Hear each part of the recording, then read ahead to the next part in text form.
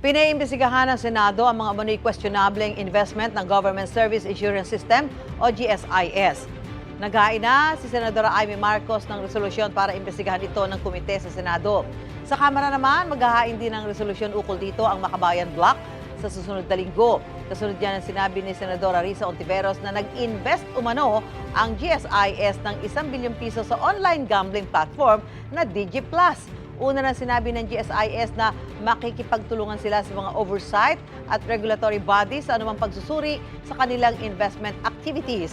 Pagtitiyak ng Government Insurance Company na nanatiling matatag ang ahensya, tumaas pa nga raw ng 31% ang kanilang assets at net operating income ngayong 2025 mula noong isang taon. Ayon naman sa DigiPlus Interactive Corporation, lehitimo at transparent ang transaksyon sa kanila ng GSIS at sumunod sa lahat ng patakaran sa market trade.